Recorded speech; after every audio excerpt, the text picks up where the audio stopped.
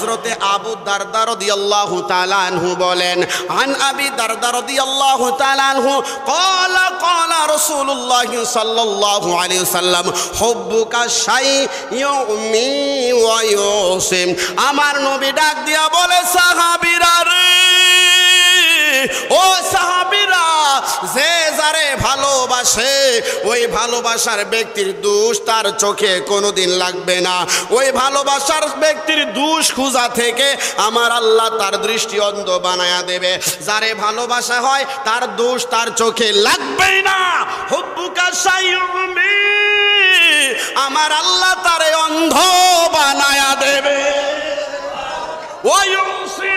আর যে যারে ভালোবাসে তার দুষ্কুটি শোনা থেকে কানকে আমার আল্লাহ ইউসিম বদির বানায়া দেবে। আবু দারদা রাদিয়াল্লাহু আনহু বলেন, আমার নবী বললেন, যারা আমারে ভালোবাসে এরা আমার দোষ খুঁজবে না, জীবনে তাদের চোখে দোষ লাগবে না, এরা আমার দোষ শুনবে না, শুনতে তারা ভালো পাবে না। সব সময় আমি নবীর ভালো সাইড নিয়েই তারা ব্যস্ত থাকবে।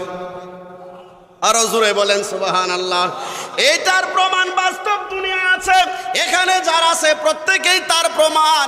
দুনিয়ার মধ্যে যে যার দল করে, হাজার দোষ থাকলেও দোষ জানে, তারপরেও বলে কনারে, তারপরে বলে আমার দলের এই দোষ আছে, আমার দলের এই সব ঘুষ খায়, সরকারি টাকা খায়, চাইল মাইরা দেয়, বলে বলে না, এগুলো বলে অপর পক্ষ।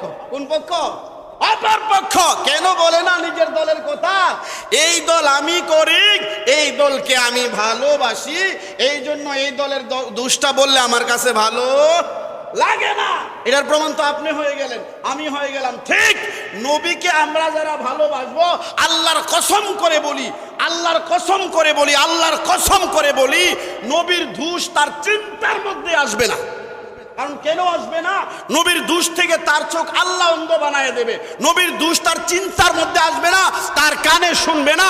নবীর দোষ শুনলেই তার মধ্যে এমন লাগবে যেমন বারুদ দিয়ে আগুন লাগবে ফাইটটা যা, তার রাগে জিদ্দে এমন ফাইটটা যেতে যাবে। নবীর শানে তুমি বেয়াদবি করো, সহ্য করতে পারবে না। সুবহানাল্লাহ। যেই নবী সারা কিয়ামতের ময়দানে অন্য নবীরাও কথা বলবে না। সুবহানাল্লাহ কোন? আচ্ছা বলেন তো, আদম থেকে ঈসা নবী পর্যন্ত সব নবী কি জান্নাতি না? জান্নাতি না? এরা কি হিসাব দিয়া জান্নাতে যাওয়া লাগবে না? জান্নাতি হয়ে আছে।